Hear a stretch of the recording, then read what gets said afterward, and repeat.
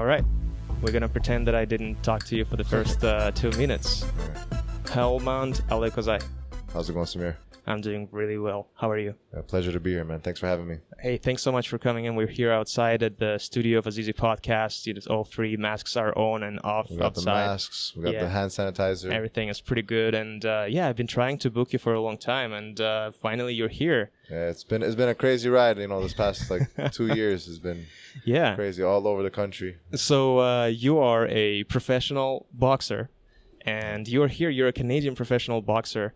And it's, I've met you very randomly, but it was so cool to meet you because I'm also in boxing. And the cool part is you're Afghan, I'm Afghan as well. So we kind of had that in common as well. So that was wow, that's pretty special. And you also translated for one of my favorite fighters, Golovkin, that's awesome. Yeah. That's my favorite fighter as well. And as soon as, we kind of met, I was like, hey, can I take your contacts? Can I get you on Instagram and all of that? So I just wanted to stay in touch because, it sounded like a rare sign. It was so random. Yeah, and you just came to Canada that time. Exactly. It was the first month of me being in Canada, and I was all about the winter too. It was cold. It was so cold, man. That's one thing I'll never get used to in Canada. But they told me that this winter was actually not that bad. Yeah. I was in Czech Republic, so I really didn't experience all of it. But Yeah. You actually travel a lot, and we're going to talk about this a little later. But I just wanted to talk about your experience at the beginning because, first of all, as an Afghan, your name is basically the name of the provinces in Afghanistan. And my first thought was wow, are you from that province? Were you born there? But then you told me that you actually were born in Canada. Yeah, I was born in Canada, but my family is from Jalalabad, Nangarhar province, which is east of Afghanistan. And my parents came here about 40 years ago. Oh, wow. Yeah, 30 years ago, yeah. Do you still have a lot of connections there in Afghanistan? Yeah, family ties? I've been 2 times. And, oh, wow. Just last time I was there, we weren't there for, obviously good circumstances. I had to bury my father there, but it was an experience as well. And, I always have that connection because that's where my father's buried. So I always have to go back to Afghanistan. Right. So. Is that, how do you find this, going back to Afghanistan? How, in terms of experience? You were not born there, but you're this is your historical motherland, basically. Yeah. What did you feel like? How did you feel like to go there? So when I first went to Afghanistan, it was in 2008. And how old were you? 16? No, about 13, 14. Okay. Yeah. And it was a good experience. I can't describe it. First, it was a culture shock. Yeah. But then at the same time, you feel like you belong there. Yeah. So. Yeah, because everyone, it's your people basically. Yeah, it's your people. It's a real experience. You speak your language. Yeah.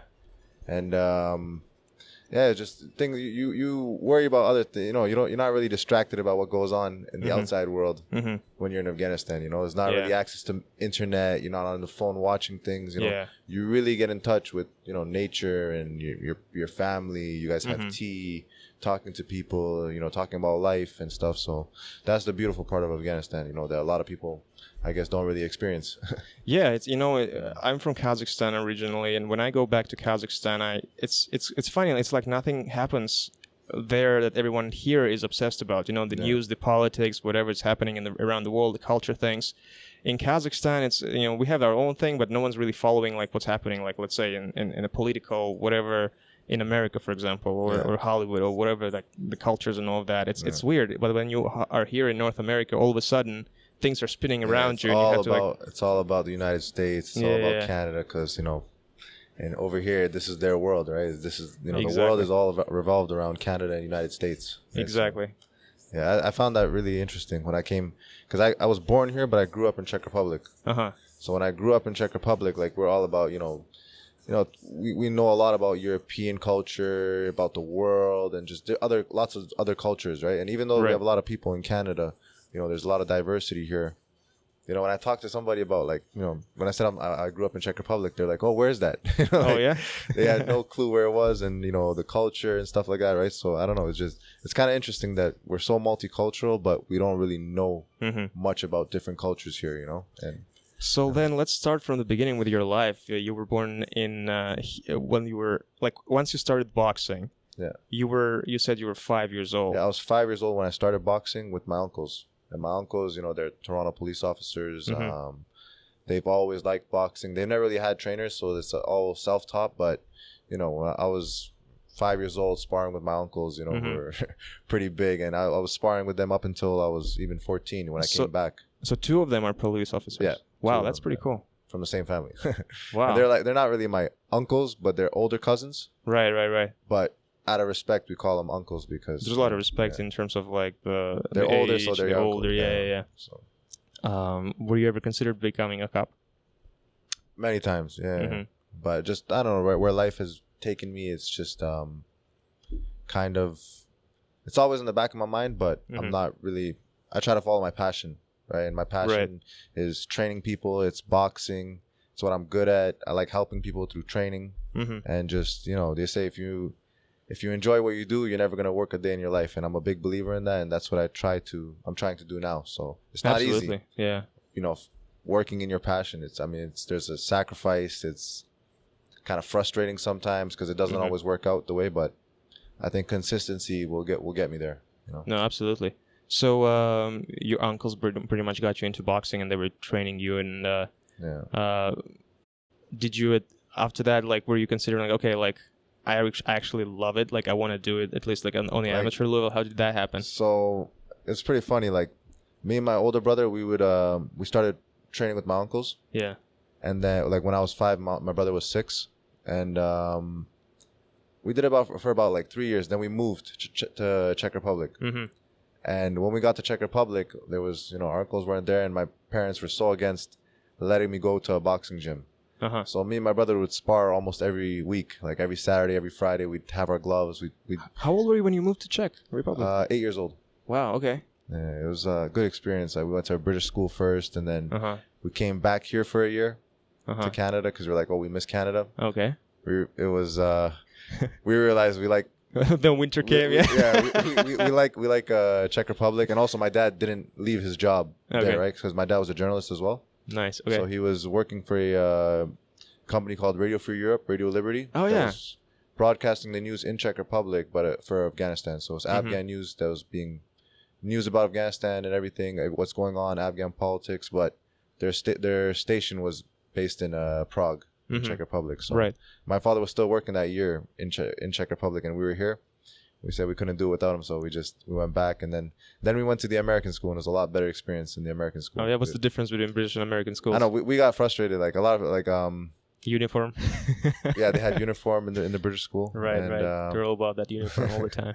But no, it's just I don't know. We didn't enjoy it as much. But the school that I actually graduated from, ISP, it was International School of Prague. It was nice, amazing school, amazing staff, amazing people that we met there. But I also met I have lots of friends from the British school as well. But it was just a different experience, I guess. No offense to the British lads out there. Okay. So what about boxing though? If everyone was against it in Czech? So my parents were completely against it. But I was a very violent kid. Like I would get into school fights. I mean, I think I'm the only person in the school that I graduated, like International School of Prague, that was expelled from the school. And after 3 years, I got back into the school, and I graduated from that school. So it's kind of crazy. Wow. But when I got expelled for fighting, then I went to the boxing gym, and then I just kind of changed my ways and behaved, got good grades in school. I realized that I shouldn't be fighting outside, and kind of bring it into amateur boxing, and I started competing. I got obsessed with it, when I was in Czech Republic. You kind of remind me about the school fights that I had. When I was like in the 2nd or 3rd grade, I remember that it was because I always knew like I'm the strongest kid in the class, even though I never tested it. Like Afghan pride. Yeah, like it was like always like I always knew like I'm the guy, and it was like so it was below me to fight someone from like my class or like another like class that is also 3rd class but like a different kind of group. So it was supposed to be like a 4th grade or 5th grade to get that to get that level of respect, like so it would always like challenge myself like this. But I was like when I was little, and then I went to like a school for nerds basically, and then no one fights. If you fight there, you got expelled right away. So I got like calmed down right away. Smart guy. Yeah. Okay, so you you found a boxing gym after that, and you decided to like navigate your violence towards actual sport. It helped me a lot. Like I would never like, and also reputation from boxing. Like when you are a boxer in school, like everybody knows not to mess with you after, right? Those guys fighting, and it's fun. Like that's one thing I miss about middle school, high school is just everything that happens. Like we usually fought on the weekends, So Monday would come around and everybody's like, "Oh, what happened? How was the fight?" And you talk about the fight, the parties, the celebrations, you know, and like everybody would gather around. So you're talking the actual like amateur fights. Yeah, amateur fights. Yeah. We had like I mean we had a good childhood, you know, when we grew up. Like we'd compete and then we'd go out. Like obviously, you know, European lifestyle. You know, you can go out really young. You know, like right, starting like 14, 16. Yeah, we were 14 when we were going out. So yeah, that's awesome. Nice. So how long have you been in Czech Republic? So we were there for about like 13 years. And all those and you were doing boxing at that time in Czech Republic as an amateur for how long? So I was about 5 years. Like yeah, I had a lot of fights too. I had about 130, 140 fights. Yeah, that's Czech solid. Republic, yeah. And I was on the national team, but because I didn't have a Czech passport, I had a Canadian passport. Got it. I could never compete on the 3-star tournaments. So I always got like I didn't get the light too much. I always got like there's 2-star tournaments, 1-star. Like I still competed like Germany, Macedonia, Serbia, and a few other places like Poland. Did you travel to like post-Soviet Union countries to compete? They love that. Yeah, well, you know, Macedonia, right? And, Macedonia is actually no, it's Yugoslavia, ex-Yugoslavia. Right. So, but what about, for example, Kazakhstan, Russia? I wish I could go to Kazakhstan, man. That's on my bucket list. Yeah, man, because we're all about that sport. You know, we're trying to hold a lot of competitions there. Yeah, Kazakhstan boxing is amazing right now, like especially amateur boxing. Yeah, amateur school is very strong, and in terms of professional boxing, we're going through this renaissance. You know, Triple G opened the doors for a lot of boxers because like all the promoters and managers are all about that Kazakh talent right now. Yeah, there's a few really strong guys. Who are professional boxers from Kazakhstan. Are you following any of that? Like who? Obviously, I watch guys in my weight class, around my weight class. You know, like right now, You mentioned your weight is like last time we spoke, like 130, I think. Something. So I want to fight at 135. Right. Just because 140, like I mean, I lost 20 pounds this month training. Damn. Okay. Right. Like I was 168. You know. Wow. Okay. For the quarantine, man, it got me really it's bad. Funny. I'm 168 right now. No way.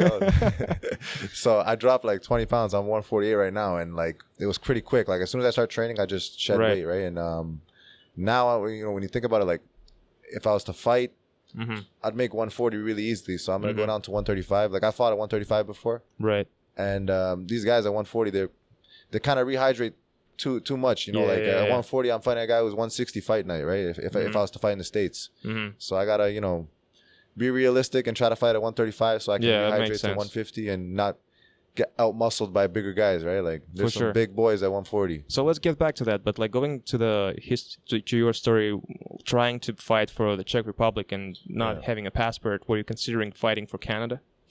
To be honest, no. I wanted to fight for Afghanistan. That was always my dream to get Olympic, championship for Afghanistan. And then in 2012, I was supposed to go for like when I came back here. I graduated high school in 2011. I came back here because I want to go train in Canada. I was training here, and the Afghan team they told my father. So you were in talks with them actually. Yeah. Okay. We were at the Olympic committee. We had and my dad was very connected as well, right? So we spoke to the Olympic presidents and everything, and they told us, oh yeah, he's on the team. He's gonna go to the Olympics. He's gonna go to the qualifiers. Last minute, I remember like it was it was yesterday, like 2012, like what was it, April? They just, oh yeah, we can't take him. How so? No, we can't send anybody. It's too dangerous right now. They said their whole Olympic program got shut down that year because there was bombings in Afghanistan. Okay. So you had to actually go to Afghanistan to do some official stuff. So here's the thing. So when my dad's like, so what's gonna happen? Can you just send him? Yeah. He said, no, we can't send anybody right now. But if he comes here and he trains with us, then we can. If we get a wild card, we can send him to Rio straight. And so like the whole Olympic team just forgone like the Olympics. They only sent one person in the end, Wow. Okay. And that was a person that was living in Afghanistan at the time. So my dad at that time, because he was also against the Taliban, and speaking against them publicly, he didn't want to send me to in the middle of a war zone. Of course. So I ended up staying back, and I just got really into personal training at that time, and I was focusing on that, and then. Yeah, I stayed amateur too long. I should have turned pro that year. As soon as the Olympics didn't work out, I should have, So so it didn't work out. What were your thoughts then? Like, okay, like Olympics is. I was devastated, but I went to Prague that summer. enjoyed a little bit and just, spent time with friends and family. Then I came back here and I was trying to, I was still competing amateur, but it was more focused on money at that time, responsibilities come. Canada's not cheap, man. Yeah, man. You gotta, pay your bills and everything. So I was focused on making money, and then, I just got caught up with everything. So. But then eventually you turned pro, and how did that happen for you? It was crazy, man. Me turning pro is, it was almost like an accident that happened. It was a bad situation turned into a positive situation, right? So like, at that time in 2015, I was working for LA Fitness as a personal trainer. I was still boxing, but like not really competing amateur. My last fight in Canada as an amateur was 2014, and I started making very good money as a personal trainer for LA Fitness. But I was training clients around Square One in Mississauga in their condo buildings, and I was just making cash in the gym, making cash on the side, and it was good money. And that year, my father got sick with cancer, and that's when I just didn't. My only focus was to try to get my dad better. Right. And I ended up, quitting LA Fitness, and I went, closed the business and stuff, and just went to Czech Republic to try to take care of my dad. But after 5 weeks, he passed away. And so sorry to hear about that. Thank you. And that's, I kind of went, I wasn't allowed to grieve until I came back from Afghanistan, because we buried him in Afghanistan. I didn't know what to do, so I went to the gym. That's the only, like, whenever things are going bad, I just go to the gym. It's kind of stress. It helps with anxiety, stress, and, kind of solves all my problems in the gym, right? So for me, I started training really hard, because it was just like to cope with what was going on. And within like 3 weeks, I remember my coach, who actually was my buddy growing up, and he was on the same team as me, Oscar. He's like, hey, why don't you get an amateur fight? Let's do an amateur fight, And I was like, I didn't fight for so long. I don't want to lose. And he's like, no, don't worry about it. And so we had my last amateur fight in Czech Republic, like around November. And it was against a good guy. He had about 80 fights. And a veteran. Believe it or not, man, they said I was losing the first 2 rounds, which I didn't think I was losing. And so by the 3rd round, I ended up like throwing a jab cross to the head, and then my signature left hook to the body, and dropped him. Nice. He took a 8 count. I jumped on him again right before the fight was finished, like right before the round was over. Like, I think it was like 20 seconds left. Ended up stopping him, and my trainer goes to me, he's like, hey man, you're in shape now. You just won. You knocked somebody out in the amateurs who's really good. So you got to turn pro, man. He's like, if you don't turn pro now, you're not going to turn pro ever. So I just, I said, what do I have to lose right now? I'm not making money here in Czech Republic. I'm just waiting for all the paperwork and stuff for all our property and stuff at that time to get finalized. Because in Czech Republic, it took a really long time. Like, being a foreigner in a European country and somebody, your family member dies, it's very hard to just process everything with paperwork. It's all magistrat, and it's a bureaucratic system. So it's really complicated.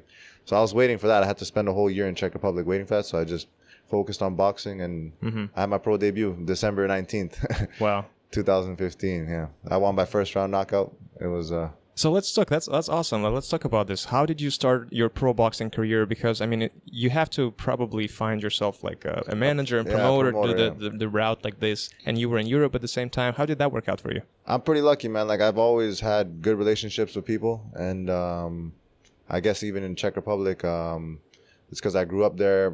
They've always respected me. Like, all the boxing people have respected me, because I used to like spar with a lot of Czech pros, like top pros, when I was younger, even as an amateur. So when I said I want to turn pro, Lukáš Konečný, who's a pretty well-known Czech boxer, and he's a promoter now. He fought Kid Chocolate. I don't know if you remember. Oh, yeah. Yeah. Really good. Awesome. He was good. He had a nice left hook. And he's like, I can get you a pro fight. This is how it works. I ended up getting 3 fights with him, but no contract. So, and they were all like, I guess, investment fights. You still have to pay your way, because a lot of people don't understand. Right, so you had to pay to be in the fight. Yeah, like a lot of people think that pro boxing is about, you're good, you're gonna get a fight. A lot of times it's it's all an investment. Like, it's a whole business. Right. You gotta pay for your first 15 fights before you start making money. And if you don't pay, you're gonna go the hard way. You're probably gonna lose. Yeah. I mean, it's all about making sure you're developing and matchmaking and all of that. Right. So the first 3 fight and the third fight was, so I won the first 2 fights I won by knockout in the first round. It was a 4-rounder, a 6-rounder, and then the third fight was a 10-rounder for the Czech title. And I ended up winning that on points. Great. And then I came here to Canada. Why did you come to Canada? Well, because all our paperwork and everything was done. I didn't have to be in Czech Republic. Also, our visa because we were there because of my father. He had a work visa. So when he passed away, it expires, right? Like right, and you had to basically come back. Yeah, even I didn't have a work visa when I was there. I just had a special, I guess you could say, request and exception with the immigration people, like officers there. They let me stay for a year. In Canada, if you have a Canadian passport, you can only be in Czech Republic for 3 months, and then you have to leave for 3 months. Got it. Okay. But I was there for a whole year, so so I was lucky. Right. To so do all special my work, circumstances, and But my mom and my two brothers, they were still in Czech Republic. My younger brother was in school, like he was in high school, so he had to stay there. And when we all came back here in 2016, he was still in Czech Republic. He had to graduate in 2017. I see. Wow. Okay. And so now all of your family is back in Canada? Yeah, we're all back here.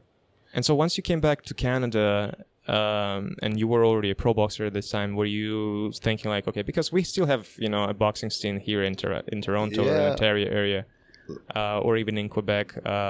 What was your strategy? What were you thinking about? Well, I knew the business too, right, of pro boxing, especially in North America. It's about selling tickets. It's about having a following. So I just looked at, a few of the top promoters here in Ontario, and I said, who do I want to work with? And I always saw United Boxing as the guys, because I used to go to the Hershey Center a lot. And so I was like, I like their shows. Buxton's? Yeah, Tyler Buxton, yeah. So I like their shows, and I said I want to fight in Mississauga, because they're, I think, the only promoters that actually made shows in Mississauga. And I had a fight in February 2017 at the Hershey Center. Good turnout, lots of we sold a lot of tickets, and I've been there a couple of times for the shows. Definitely, I like how the whole setup works, and people come. A lot of people there. It's a great crowd. Yeah, I like when it was Hershey Center. Now it's the Paramount Center. Yeah. Hershey Center, like, that was a special place. To be honest, I'm not really a fan of the Powerade Center.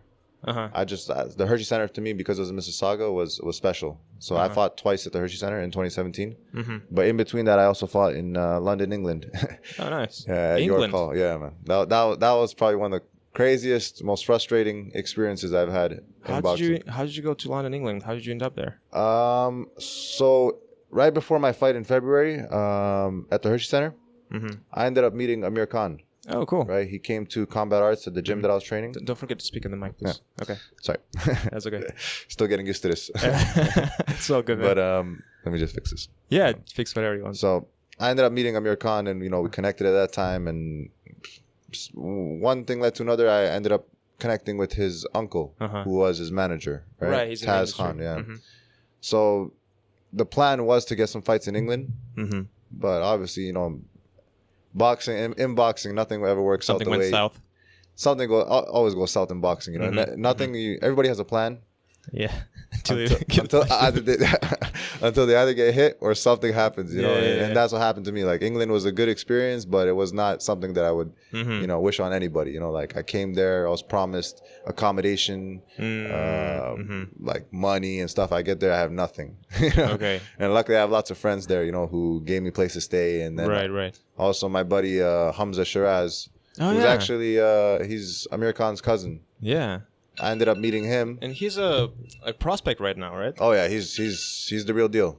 Yeah, because my friends also talk about him as well. My friend Norman is actually, a huge fan of his. So I'm definitely, keeping my eye on him.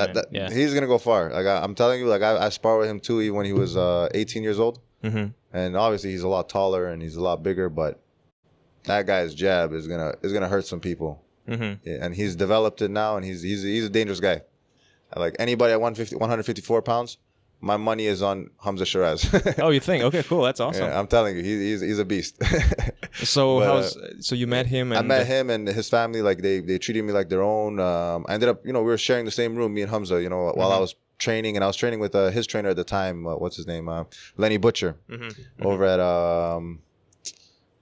5-Star Boxing Club in Romford, or is it Romfield? Yeah, right near Ilford, England. And we were training. Like, they helped me for my fight. I came to England without a trainer as well, right? The way I got the fight too, because I was promised that I had a fight, but when I got to England on May 13th, 2017, there was no fight. So I'm like, I spent my own money getting here. Like, there's no way I'm gonna go back to Canada without a fight. So I ended up, messaging on Instagram. I messaged Mickey Elliott. I'm like, hey, I'm a fighter from Canada. I'm 4-0.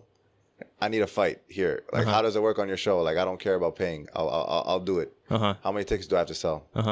And he's like, oh, perfect. We can we have a 4-rounder available for you. And can you sell tickets? I said, let me know how many tickets I have to sell. So I ended up selling like about 40 or 50.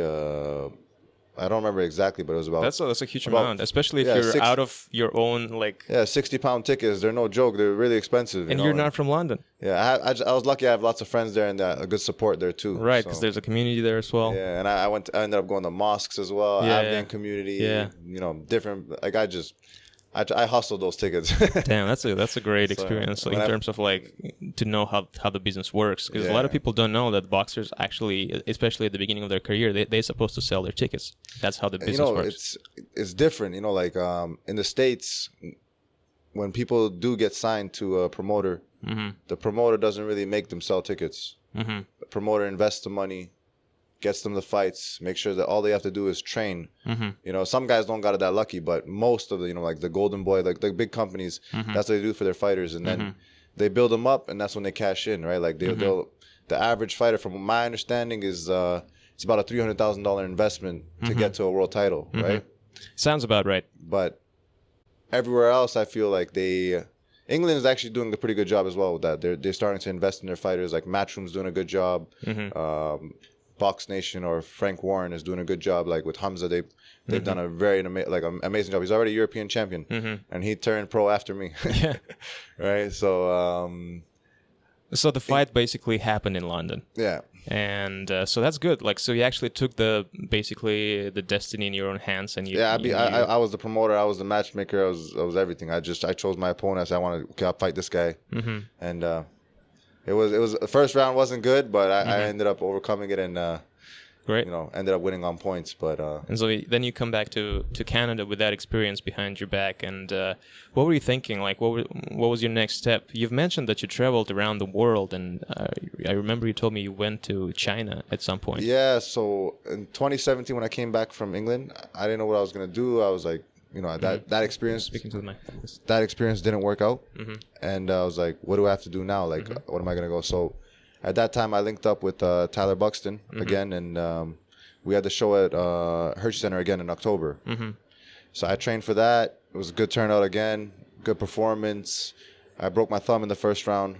Oh shit! I ended up winning on points for 6 rounds, and it was good. But I got suspended right after with the Ontario Athletic Commission. Right.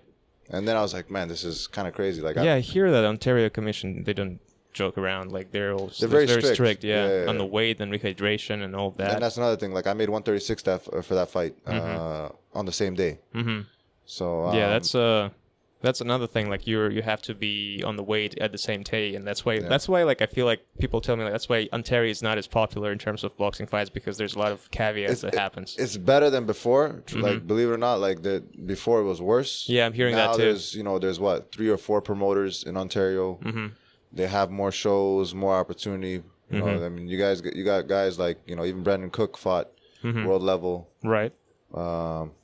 A couple guys, Sammy Vargas is fighting at world level. So you have the certain guys that are fighting at the top level. So we're starting to, make our which is great city or country known, right, in the boxing circuit, right? But I got suspended, and I was like, okay, when am I going to fight again? And the next fight, the next show was December, but I couldn't fight that year in December because of suspension. So then they said, what was it, March?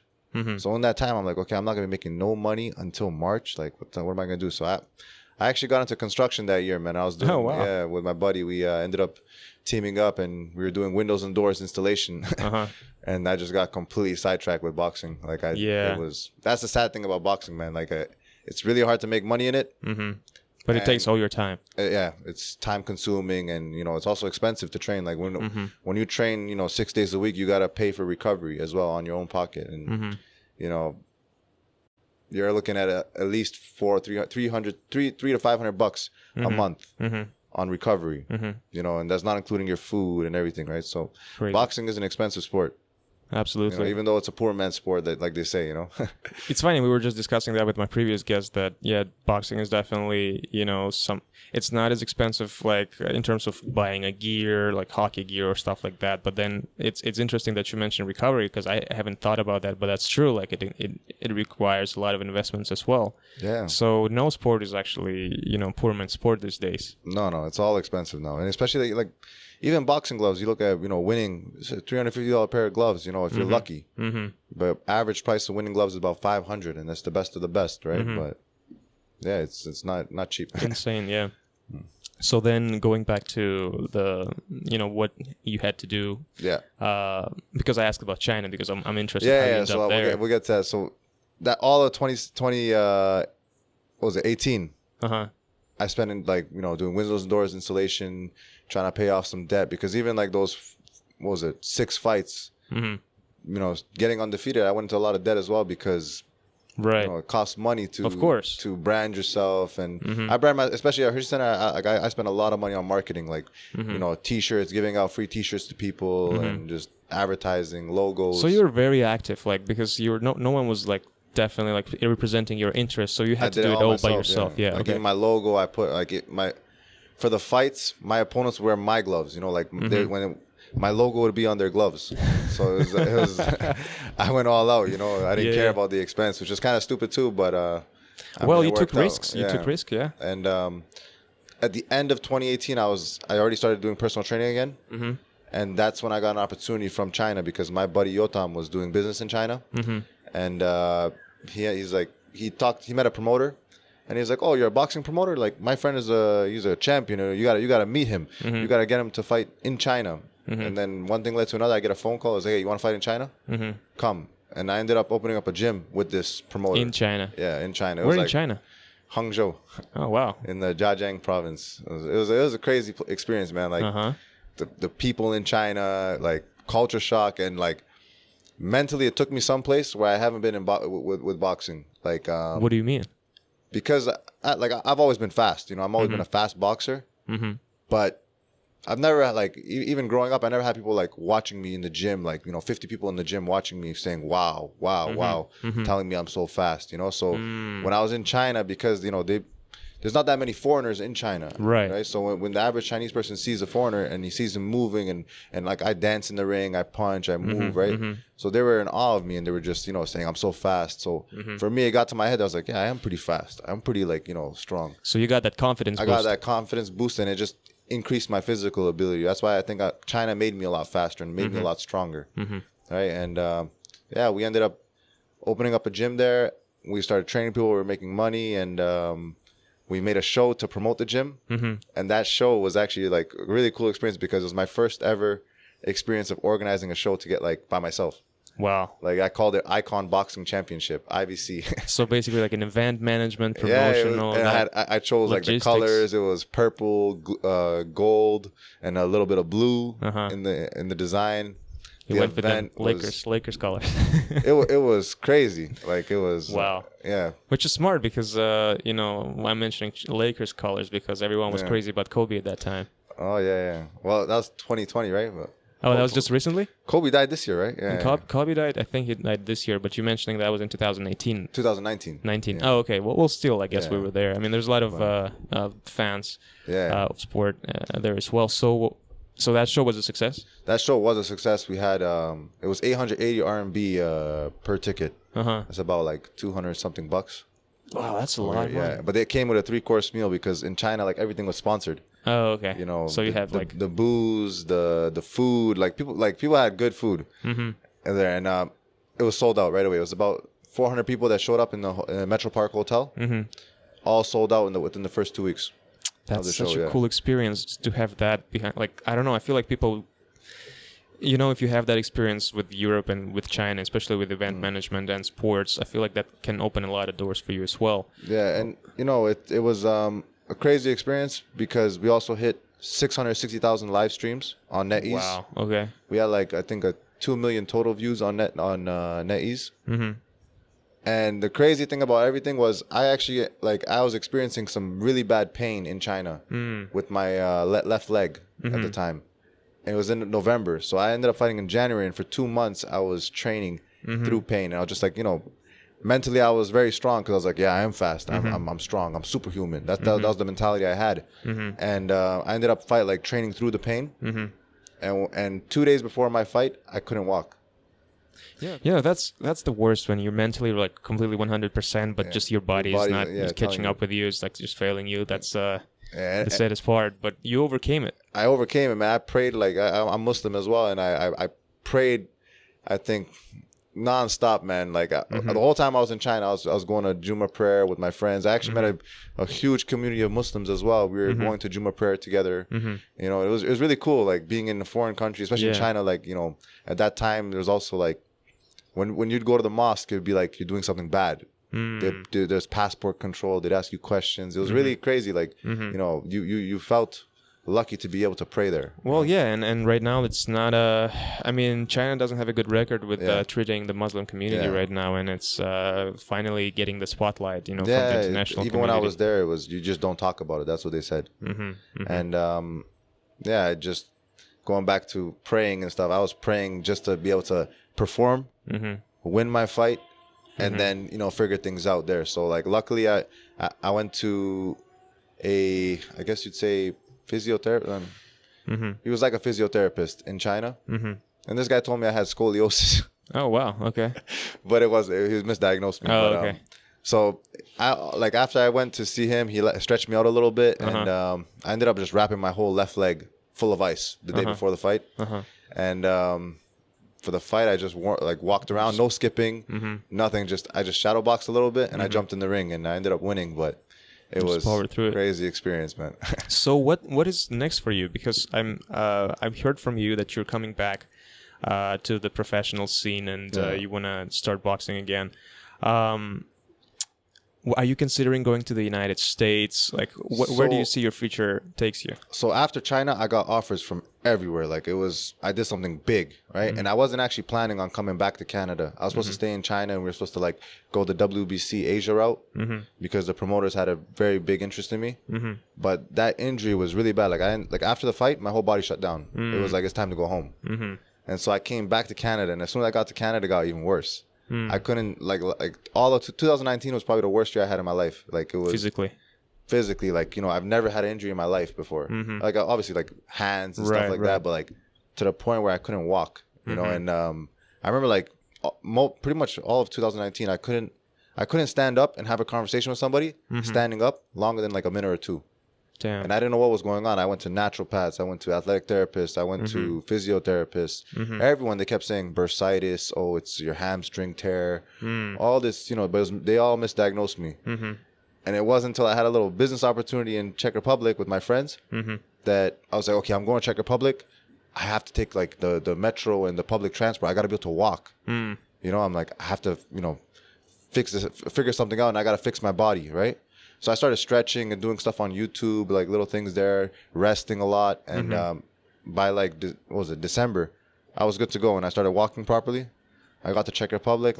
I didn't feel no pain. I still felt something, but not how it was in Canada. And I started training again.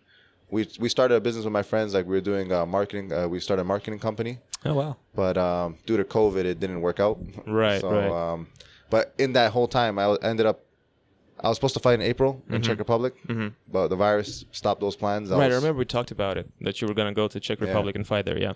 And I also had I linked up with a Polish promoter as well because I sparred there. I sparred in Poland. There's actually a good fighter I sparred with in Poland, Michal Lesniak. He was 12-1. Sounds familiar, yeah. Yeah, and a strong guy. And training was starting to come alive again, and I was like, okay, I'm good. I was really sharp. And especially February, I was looking amazing. And then I got injured again. Same thing with the leg. Couldn't walk, couldn't think. This time I went to a specialist in Czech Republic right before I left. First, like, I think 3-4 minutes of seeing me, he's like, man, you've never had no leg problems. You have a herniated disc. What does that mean? What is herniated disc? So he said with the L1 and the S1, I have a like herniated disc. Like, it's just some kind of imbalance in the disc. Right? Okay. So and the disc was between the bones, though. Yeah. So like lumbar support. I don't know. Like something's off. So he's like, this is how you have to do. This is the exercise you have to do. You have to like relax and just do this stretch. It's gonna take about 6 weeks. You know, he's like, just try to avoid running on concrete and stuff like that. So since I've been back, I've just focused. I've been running a little bit, but not on concrete. And it's just now I'm training with Raf Delgado right now over in Mississauga, and I feel good now. You know, I'm training without pain. It feels like it doesn't even exist, this injury. Cool. So you recovered. Yeah, they told you what it is. I'm you followed walking, the whole like, even though, like, you know, the world's gone to shit, you know, with this coronavirus, I'm just happy I'm walking and I'm healthy. Right. You know? And I see you on Instagram, you do the trainings and all, and you're super active, and you've mentioned that you're in shape again. You just dropped 20 pounds. I dropped 20 pounds easily. This month, yeah. And you know, things are coming back, you know, like, just little reflexes are coming back, more flexibility in the legs. I'm also doing fascial stretch therapy, like one of my buddies, Mehdi Abidi. Shout out Mehdi Abidi. He's a fascial stretch therapist. He used to be a boxer, or he is a boxer still, and he got into fascial stretch therapy.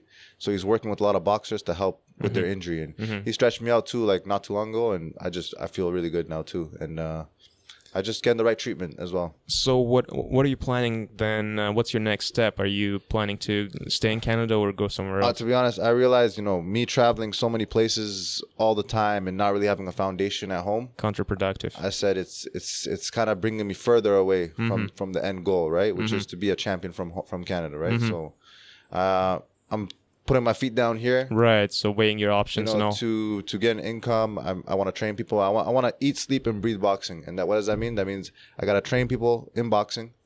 I gotta train in boxing, and that's everything. All the livelihood is gonna be from boxing. Absolutely. So, and so people are contacting you still. Offers are coming. There's a few offers right now on the table, and it just for me, I don't want to take nothing until I'm in shape. Exactly. And until I know exactly what the best choice is, right? And you're still undefeated. You have 0 on your record. But a lot of people, they want to take my undefeated record. You know, they want to take exactly take that. But that's how boxing works, unfortunately. But it is what it is. But you know, one thing that people forget, like in the amateurs, I lost a few fights. You know, like people take that amateur, you know, record, and they think that I'm the same fighter as the amateur, but they don't understand. Being a professional fighter was probably the best thing that happened to my boxing career, because for me to lose that you know, undefeated record, they're either gonna have to knock me out cold, and I've never even been down, you know, knock on wood, or they're gonna have to kill me, man, because you know, it's Afghan pride. There's a lot of people, and especially the Afghan community, they're really, really behind me whenever I fight. Right. And for me, I don't want to lose a fight, you know, and absolutely, you don't. Especially like early in your career, you know, like it's like the pro boxing, like.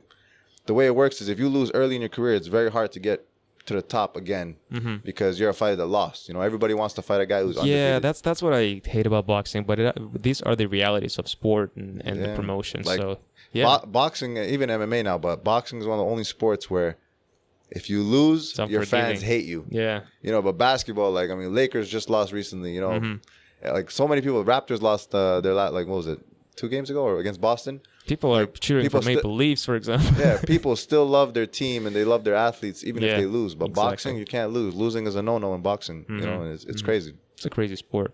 Helmand, thanks so much for coming to my podcast. I know you got to go soon, but it was a great conversation. I really appreciate that you dedicated some of your time for me, and I hope you're going to come back here. We're going to talk again about for sure. your career. Keep looking out for our online boxing club as well. We got the Boxers Club. Is that your business? Yeah, that's my business. The Boxers Club with David Kim as well, and we're 5 days a week at noon, Monday to Friday, and it's an intense class. Everything on Zoom. So how do you hold on? How do you find then your boxing classes? Is there like a website or it's on? How do you? Is there a phone number? Instagram, Savage Prince Official. That's my Instagram handle. We So it's split. You know, I teach 2 days. David teaches 2 days, and then 1 day we do together usually. So if people will go to Savage Prince Official on Instagram, they will find all the information. You'll see my stories about the Boxers Club, and it's it's a good program. Great, Helmand, thanks so much. I really appreciate it. Appreciate it, man. Thanks for having me.